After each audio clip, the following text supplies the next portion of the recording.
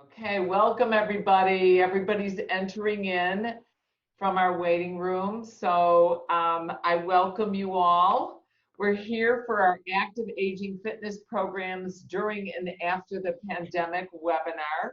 We have over 400 people registered. We have about 170 people that have joined us so far. So people keep trickling in. Um, I am Sarah Cooperman, and I'm the CEO of SCW Fitness, and I welcome you all. I want you all to realize that we have turned your videos off, and we have also muted you, which for instructors and trainers and club owners, I know it's a big sacrifice, so I'm sorry about the muting. But this helps us with our bandwidth. So please know that if you can't be seen and you can't be heard, that is the reason why. But if you take your mouse and you move it and you look down at the middle or the bottom of your screen, which has a green share button, if you look to your left or your right of it, there's a little chat box and it looks like a little memo. If you click on that, I'd love you to type your name in. Look at this, I'm getting this already. I've got people from California, Maine, Virginia in the house. Thank you, from Virginia. Fort Myers, Florida. Chicago, Illinois. We've got Dallas, Texas. Idaho, Arizona, Georgia, Boston. We've got Ohio. We've got people from all over the country. We've also had several people from Canada as well. So we're getting some people from out of the country, which I love. I feel like, you know, the old saying, we are all in this together. And speaking of together, oh my gosh, it keeps going. Thank you guys all for joining us. And use that chat box if you would. We want to know your questions, and our esteemed panel will really help with this. I want to welcome our wonderful presenters today. Unfortunately, our heart goes out to Lawrence Viscontini. There was an earthquake in Puerto Rico, so he is unfortunately unable to join us today. But we have the wonderful Kelly Roberts, who has already led two of our SCW Active Aging certifications online. And Kelly Roberts is certified by just about everyone, has been on our faculty for over 20 years now, leading our personal training certification.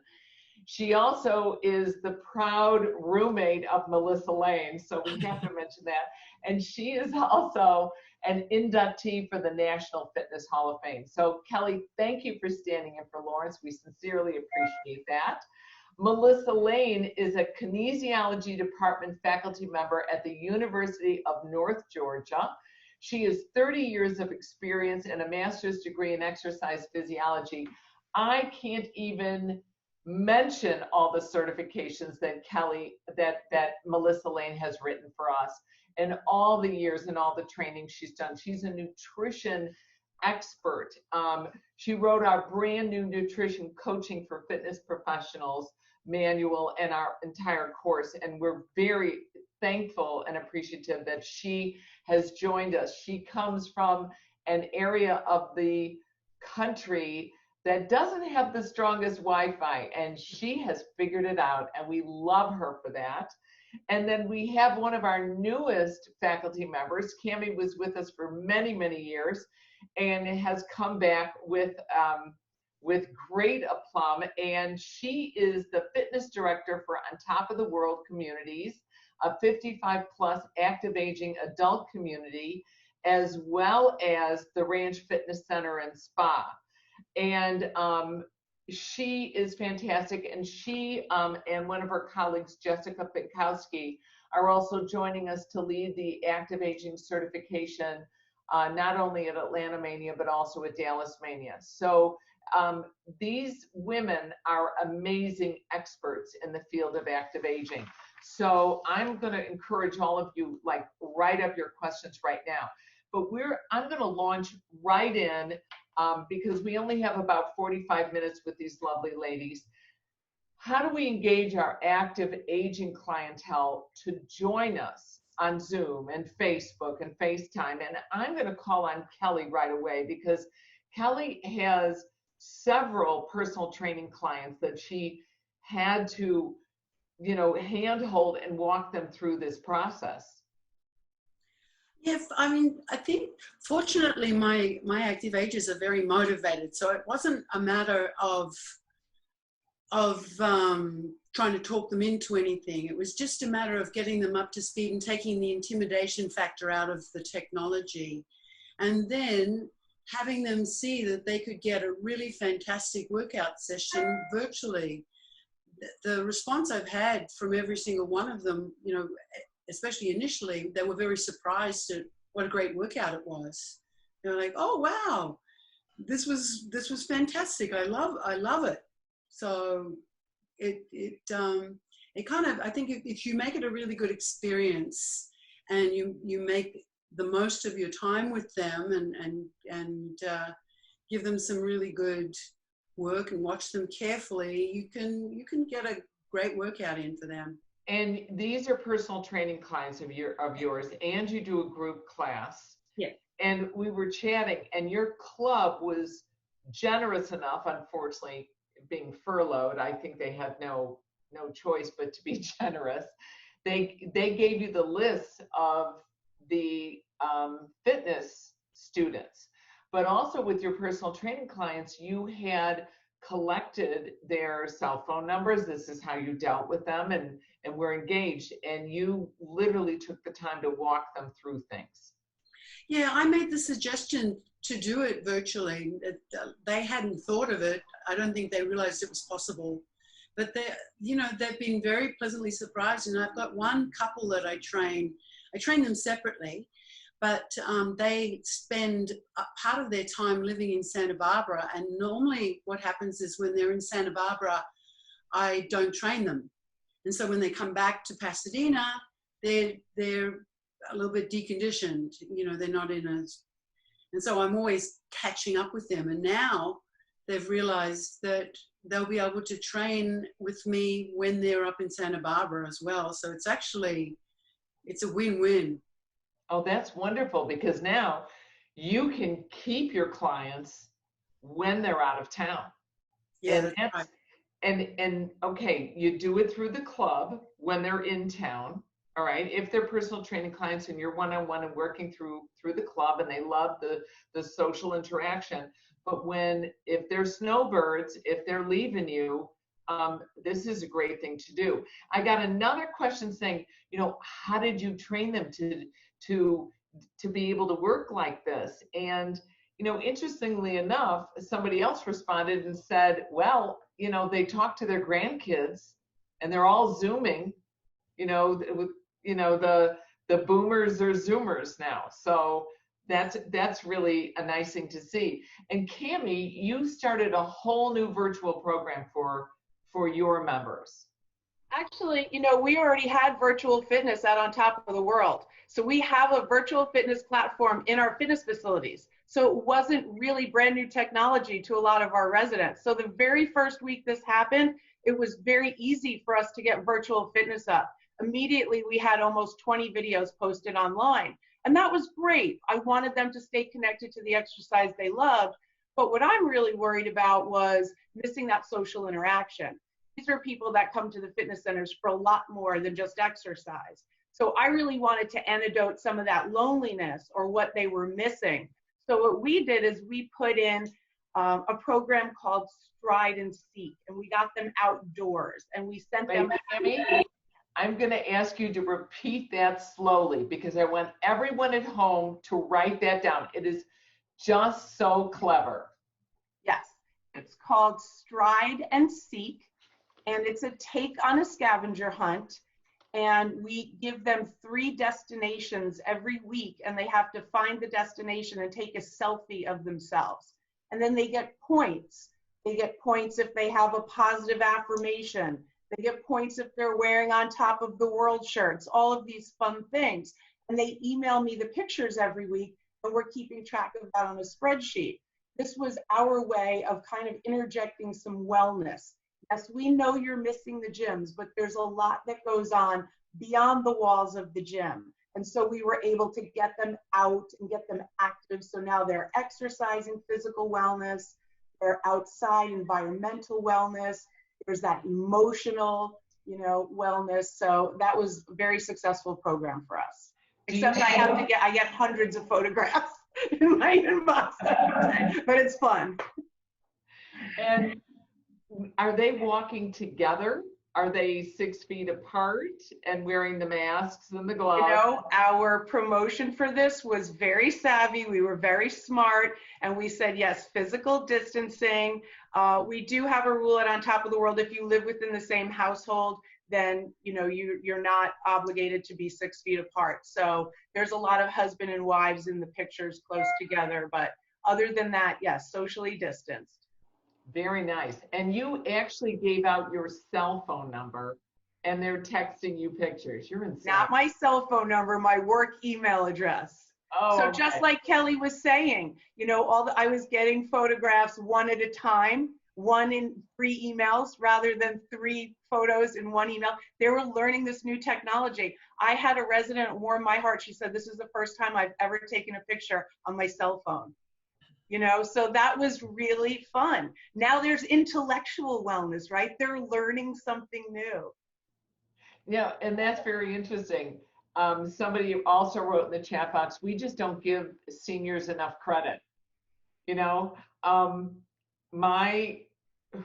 My kids tell me like I'm the smartest idiot they know. It's like, because I use my cell phone so much for stuff, and they're like, every time I don't understand something, it's like, I don't get this, and they're click, click, click, and they got it. And so it's very easy to ask them, and I think that's what people are doing. Melissa, you did something very unique with your students. It actually was not planned. My group fitness experience these days outside of the university is at an aquatic center. And so when we closed down Georgia, we followed the same direction that Cami first did, where we started sending out wellness tips.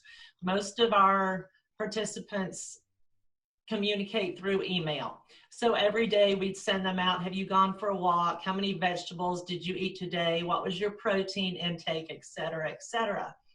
And then I teach an epidemiology and aging class at the university. And one of their assignments through the whole semester, we were in school for 4 weeks before Georgia closed down. So they knew of this assignment. They actually had to interact, spend time with 5 different active agers throughout the semester.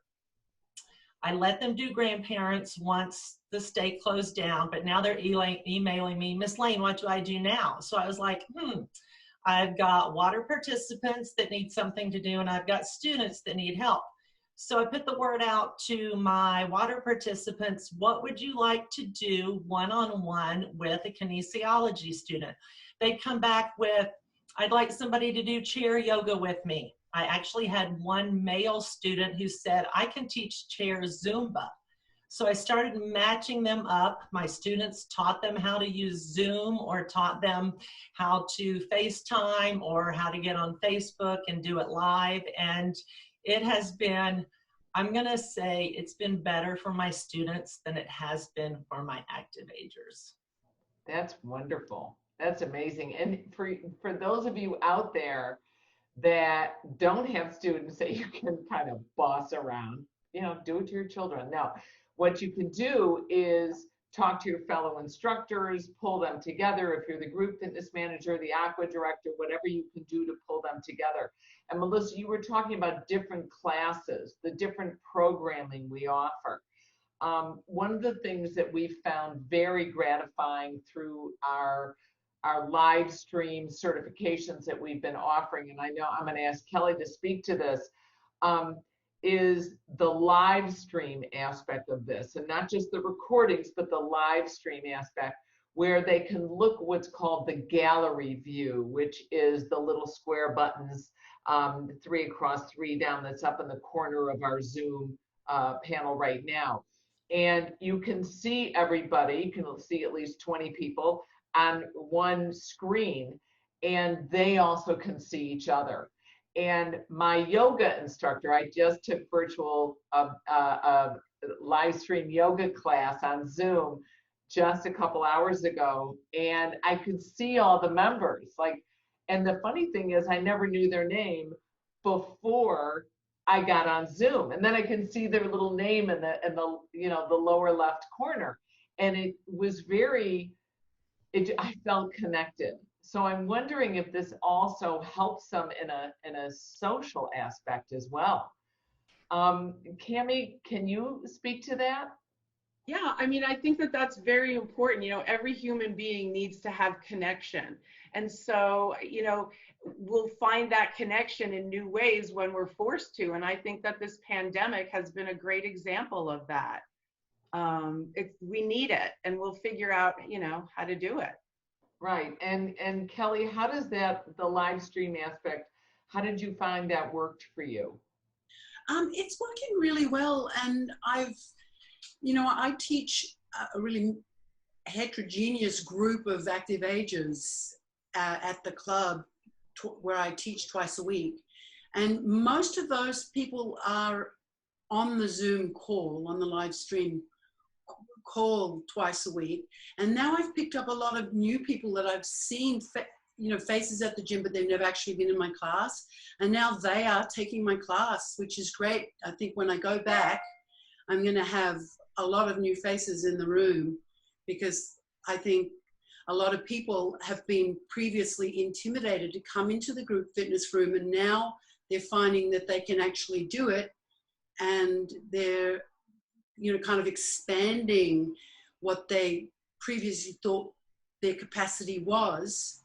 And so I think I'm going to see them when the gym reopens. That's great. That's Yeah. really nice to see. And what about the different programming? Cami, you started mentioning a little bit, or I think it was also Melissa, about the wellness aspect of this. Melissa talked about the food that's engaging, and I think before we started and opened the webinar, you were chatting about wellness, the focus on wellness and neuroplasticity. Can you elaborate, please? Well, yeah, I think, you know, as fitness professionals, our go-to is always, you know, training the physical body. And yes, that has tremendous value and importance. But I think this is a great time to take a step back and widen the lens a little bit and remember that physical fitness is only one piece of the wellness pie. And this is an opportunity now to kind of shed a little light on that. So I would encourage all of the fitness professionals out there, think about every other avenue you have to touch your students and your clients. Is it newsletters? Is it Zoom meetings? Is it newspapers? Is it Facebook posts? Whatever you have, it's an opportunity to share more information, like Melissa was saying. I know one local gym in our town is doing like a wellness bingo. And every day you have to, it's kind of what Melissa was saying. Did you have your vegetables today? Did you go for a walk today? So now is our opportunity as fitness professionals to kind of pull that into the mix a little bit more and show how important it is.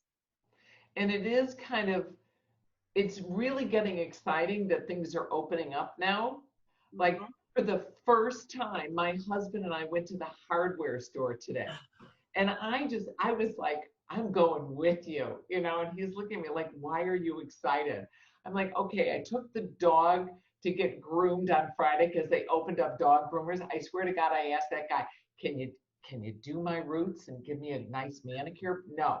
But I went to the hardware store, and as I'm running to the car, my husband looked at me and said, where are your gloves? Where's your mask?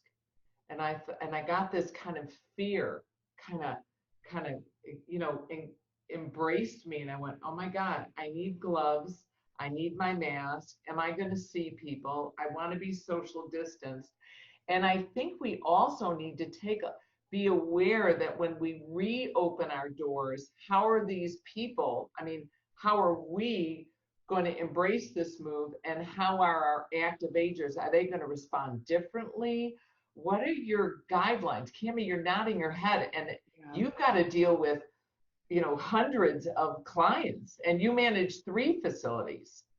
Yeah, so we're opening in Central Florida is phase 1 of reopening starting this Wednesday. So tomorrow we're going to be preparing to open our pools and our golf courses on Wednesday. So we know that the fitness facilities will follow weeks shortly after that. So we have got to reposition all of our fitness equipment to be 6 feet apart. We have installed hand sanitizers. We had a few, now we have a lot. We have more gym wipes around. You know, we've had to really up our cleaning protocol, but literally we had to physically distance in the fitness center, which means I had to move a lot of equipment into our group fitness rooms because we will not be having group fitness classes right away. So lucky for us, we have good virtual fitness in place. But yes, these are all the things, because I think it's very polarizing. I think you're going to have people that come rushing back, and then you're going to have people that are going to be a little fearful, like you were saying. And so we have to accommodate that whole spectrum. Yeah, we have to. We definitely have to do that. Kelly, somebody asked you, like when you're teaching your clients, are you doing, they asked, are you doing Group X or are you doing personal training? And I know you do both. Can you elaborate how you have to navigate differently? Like you were talking about, like how to teach them to position their camera so you're not looking at their ankles or at the top of their head. Yeah. Yeah, part of getting them to position their iPad or their device so that I can see them seems to be the major issue. I'm like, no, I can't see you. No, tilt it down because I'm looking at the ceiling. No, now I'm looking at the floor. No, can you move a little bit more? Can you turn side on? That's part of the choreography of virtual teaching, it seems. But I'm not participating. I'll demonstrate an exercise, and then they will. Then I'll watch them really carefully perform the exercise in my personal training. Whereas in my group classes, I'm doing the whole workout along with them, and stopping maybe here and there to scroll through the screen to see who's there and how they're doing. But it's a little hard when you're teaching group exercise to stop a lot because they need the visual demonstration very importantly in group exercise, but in a virtual environment. And what's interesting is, like as I just described my yoga class that I took earlier today, she will, when we're doing our ab workout, she will actually not demonstrate, she will pin different videos to the screen. So she will highlight one of the members and say, oh, so-and-so, you're doing a great job. Or, hey, I love the plant, you know, and what's your cat doing in the background? And it kind of, you kind of at least feel like you're seeing kind of inside people's homes and things like that. That has actually worked very effectively for her. And I thought that was, you know, very interesting. And Melissa, what different programming are you offering? You know, you said you're teaching at the Aquatic Center, but how are we getting these people from the pool, these active agers, into doing a variety of land programs? And what type of programs? The only other thing at the Aquatic Center that we offer is land silver sneakers. So that has been a challenge.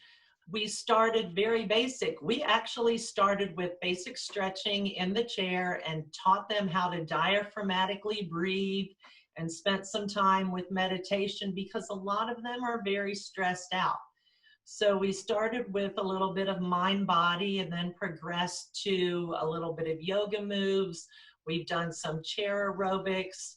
If they want to get up and stand behind the chair and modify, basically in my situation, whatever they ask to do, I can find someone who wants to do it. And like you said, even if it's an instructor who still wants to participate but isn't really into having a class every day at a certain time on Facebook Live, which is very popular in Atlanta, but they can pop on with somebody and they can spend some time with them with basic group fitness moves behind a chair or in a chair or holding onto a bar or the kitchen table.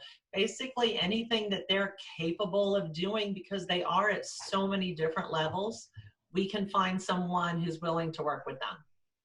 That's fantastic. I did get a question in the chat here about outdoor training, and I saw something that was just wonderful at our Wilmette Beach. Our beaches aren't open, but we have a big parking lot. So they took each parking space and they had different people in each parking space so that they had to be social distanced. And then somebody brought a big boom box, and that was great. And then the next time I walked by, somebody didn't have a boom box. They just opened their car doors and were playing the music out of the car, which I thought was very intriguing. But you will get shut down if you're in a public area. So if you talk to your facility and you get permission from the facility and permission from the neighbors as well, and run something outdoors, I think that's a very clever thing to do. Read your liability insurance if you would, because sometimes they specifically exclude outdoor training because of the risks involved with trip and falls, or that it's in an uncontrolled environment. But if it's not specifically excluded, it is included. So that's something to kind of watch out for. Are any of you, I mean, you talked about the Stride and Seek, Cammie. Are you also guys, are you doing outdoor programming at all? No, I was so tempted. I've seen some of the things you described on social media and I was so inspired, but we have over 10,000 residents. So the ability to really manage that safely just wasn't feasible. So we weren't. And that's why Stride and Seek worked so well, because we can kind of send them off on their own to manage their own safety. Oh, that is great. Somebody also asked a question about silver sneakers. I will tell you, you can still get reimbursed from Silver Sneakers, and I think, I can't remember, there's another, Silver and Fit, and there's another insurance company that also does this. But you just have to document the participation, keep records of it, the name, the date, and the whatever program it was that you ran online. And they will still reimburse you for your Silver Sneakers online. So contact Silver Sneakers and they will respond, and they will open this up to you and help you. Now, what type of program is effective for older adults at home? We talked about chair. Let's talk about bar and Pilates. And Kelly, what type of strength programs are you doing? Because a lot of it's got to be body weight. They don't have a lot of equipment at home. Yeah, it's hard to say one program because I teach to capacity rather than to someone's age, their chronological age. So each person is different. My client who's 91 is using a walker. I do aerobics. I do like an aerobics strength mix with her using body weight and her walker and not her walker to help catch her balance if she needs to. I've got another client who's late 70, 78, I think she is. She's doing dumbbells, gliding, stability ball. She had some dumbbells and a stability ball. I gave her some elastic resistance and a gliding disc and a bender ball. And so with some of my older clients, I gave them equipment that I had. And so that makes it easy because then I can demonstrate on the equipment that I have and they've got the same thing. But I teach strength and conditioning with them in my Zoom classes. I'm just using dumbbells. And the other day I did paper plates as well. And that paper plates reminds me, do you know that that's how Mindy Milray began the gliding discs? Because at Mania, this is like 20 years ago, we had to just package those, throw paper plates on the truck. And I was like, what are you guys doing? you know, I know we feed our presenters at the suite, but what is all this? And it's because that's how Mindy Millwright started the gliding. So think about this, you guys, gliding discs at home. Somebody saw this on Instagram. They took their tights, their Athleta, you know, or Lululemon or whatever, Nike tights, and they stretched them out and they tied them in a knot and they used that as a resistance band. So we're doing Live Stream Mania and we're encouraging people, you know, use, if you don't have hand weights, use cans at home, use paper plates at home, figure out some type of elastic resistance that you can use. And this has been very effective for older adults to be able to do this. And you guys keep referencing capacity. Melissa, can you talk about that a little bit, about capacity and about balance training and neuroplasticity and posture? What should our focus be when we're training older adults? You really have to base it on your individual participant. It's not the chronological age, it's the functional age. It's what they can do and what they should be doing. And when we talk about neuroplasticity, you have to remember that the brain is made up of millions of neurons. So even if we are training balance training, when a client steps out into a sideways lunge, even if they're holding on to their walker, that is one type of neuron. And as soon as you feel that foot hit the floor and the brain gets the response that that foot is on the floor, a different type of neuron, your afferent neuron, says pick your foot up and bring it back to the middle of your body. So you have efferent neurons that are going to give you an effect, and you have afferent neurons that are going to bring it back to your brain. So even if you want to do some mental neuroplasticity where you're having them name the capital of a state that starts with an A or whatever, you're still doing neuroplasticity just when you step out to the side and bring it back together. So it doesn't necessarily have to be two different parts of class. And like Kelly and Cammie both have said, we teach to what our class can do. We teach to what our participants can do. Ask them how they feel. Do they need a regression? Do they need a progression? Because active agers are the most heterogeneous group. One 70-year-old will look totally different from another 70-year-old, and you have to keep that in mind. Yeah, and Kelly, you were talking about one of your 70-year-old clients who loves to go sleeveless in her shirts and her dresses because she's got fabulous arms. Yeah, her arms and shoulders look fantastic. So she's always boasting to me that, you know, people tell, you know, the saying is you're not supposed to wear sleeveless after the age of, I'm not sure what. I ignore that myself, but she's like, and I'm 78 and I always go sleeveless and I'm always getting compliments on how great my arms and shoulders look. I love it. That's fantastic. You know, somebody else just wrote in the chat box, and I love this idea. I never thought of it. They said when you're working with active agers, make them put a couple cans of soup in a bag and then use that bag and switch it from side to side. And I thought that is very, very creative.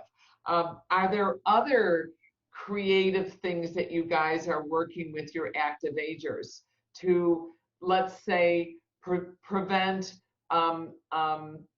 falls? Okay, fall prevention and obviously brain health.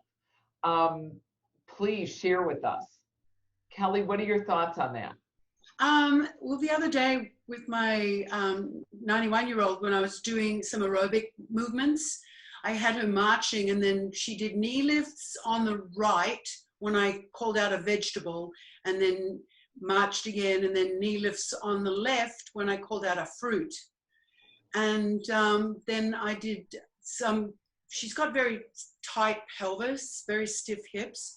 So I had her imagine that she was holding onto a pencil with her pelvic floor. So I was doing pelvic floor activation, and then write her name in with that pencil forwards and then backwards. It was kind of fun. She liked it. And it got her to move her pelvis in unpredictable, novel ways, which was very good. And we're all sitting here watching our computer, and I know we're all giggling. I just know it. Melissa has a huge smile on her face. So does Cammie.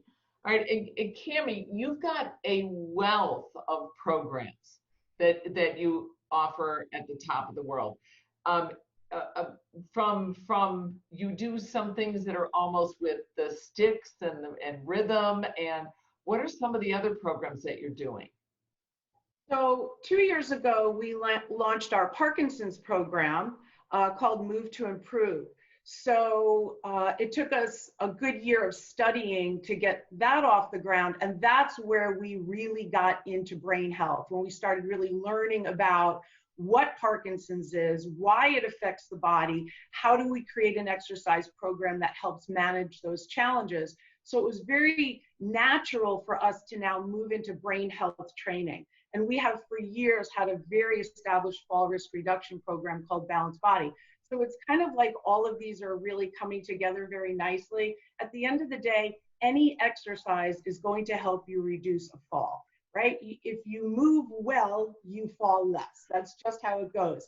Now, there are certainly some exercises that are better designed to help fall risk reduction, and we have those, but we're extremely excited about bringing the brain into the exercise arena. So you will come to a fitness class, but that fitness class is designed for specific brain health outcomes.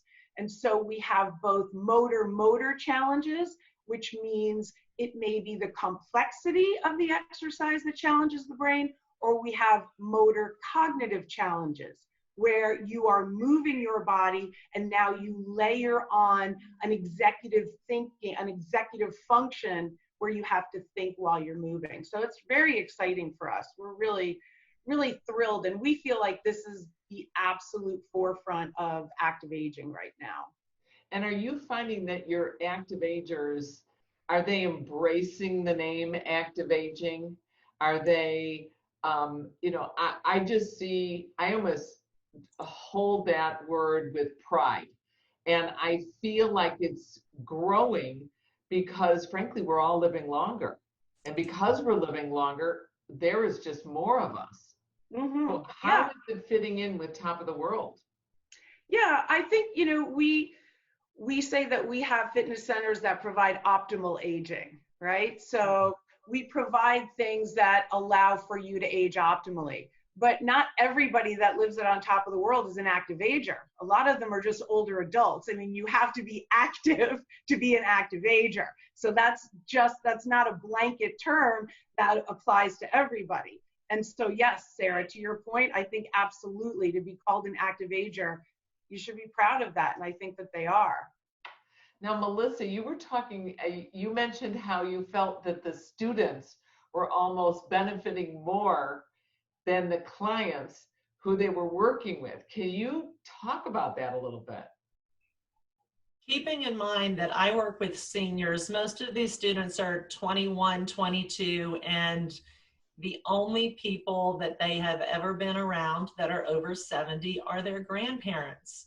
And I'm not going to lie, for the 3 years that I've taught this class, it's a relatively new class, the moans and the groans that I get when I make this assignment are the loudest I've probably ever heard. And they're scared. They don't know what to expect. They're uncomfortable. They don't know how to react, and they don't know how the active agers are going to react. And they have to write journals for every experience they have. And I can honestly say that 50% of my journals come back with students saying, I was terrified, I didn't want to do this. After I asked the first question, it was all downhill from there. They just kept talking. I didn't have to ask any more questions. I've made friends. I want to go back and volunteer. I had one student who actually sat down with his grandmother, and his grandfather had died of COVID-19. And she told him all kinds of stories. And he was like, I can't believe I missed that part of my grandfather's life. So they've had some really eye-opening experiences. All right, now we're all crying. So glad I asked that. But what's fascinating is you know, in America, there's not that same, I don't know, that same respect for the parents and the grandparents that we see in a lot of different cultures. And so if we get involved as instructors, if we get students like Melissa, you've taken the time and made the effort to have your students engage with active agers, I think this enriches both parties. Yeah. And that's wonderful. And that's more of what we need to do. I did want to ask one more thing about when we open our facilities, like Cammie, you talked about actually physically moving equipment. We did a webinar, it was on Tuesday, about reopening, and we provided an Excel chart of checkpoints that people can use. So you guys, you can go on the recording, just go to scwfit.com/online, and it's right below our upcoming webinars. It's recorded webinars, but we have Word documents and we have an Excel chart for checkpoints. What do you think is one of the most important things that you're going to need to accommodate for your active agers, Melissa? Because you're going to try to get them back in the pool. We're going to get them back in the pool in 2 weeks, I do believe. I think the biggest thing that we're going to have to watch as instructors is, you know this because you teach in the pool with me all the time, but I move my people. We go forward, we go back, we go right, we go left, we go on the diagonal. I think I'm going to have to really retrain my drills and choreography to stay in one place so that they can social distance. And the management has already talked to the front desk staff about minimizing how many people are in the locker rooms, and that people come in minutes before their class and leave immediately after their class, because we are operating with a high-risk population and they really can't even be passing in the doorway. And it would be great if we could have one entrance and one exit, but to me, that's so hard, because my aqua students, they have breakfast afterwards, and but if they can coordinate where they're going to go afterwards, because there are restaurants that are open and they have only 1 out of the 3 tables can be used, so maybe they can reserve something. But yeah, we have to take care with that. Several years ago, I did a video called Routines for Sardines, because I had too many people in my aqua class in this tiny little pool. Trust me, I wasn't that popular. It was just a tiny little pool. And everybody, we couldn't move right, left, forward, and backwards. So you guys, you'll be able to figure that out. And I think, Cammie, you were nodding your head. Is that what you guys are going to have to do with your choreography for Group X? Yeah, well, so we have 3 fitness centers, and 2 of the fitness centers are private. They're just for our residents. And those have just big group fitness rooms that we can fit, you know, nearly 50 people in. We won't be able to open those, but at the ranch, we have 3 group fitness studios and a pool. So essentially, according to our state guidelines, we can put 10 people in a group. So that means I can have 3 rooms and 1 pool going. That's 40 people every hour. So we will be able to hold classes at the ranch, but it's going to take a lot of organizing. We'll have to get with all of our instructors, like Melissa was saying, get them to rethink how they organize their lesson plans, but I think we can do it. And something that's interesting that we discovered, and I'm going to share a video with you guys, we're almost out of time here, but is we're figuring out Atlanta Mania. And we figured out that when we do a conference, we take the length of the room multiplied by the width of the room, and that's how many square feet we have. And we always, at every Mania, give 35 to 40 square feet per person. It depends, 40 square feet if they're using a step or a ball or a barbell, and regularly about 35 square feet. And if you take 6 feet times 6 feet, that's 36 feet. So we've been able to look at our conference and prepare for it, and it's pretty exciting. So I'm going to share a little video with you guys as our closing here. I do want to thank Melissa. I want to thank Cammie. I want to thank Kelly. You guys, you're just wonderful. We love what you're sharing, and we'll see you all at Livestream Mania. But I do want to share something about Atlanta. So I'm going to share this with you guys. Here we go. I think I can figure this whole thing out. There you go.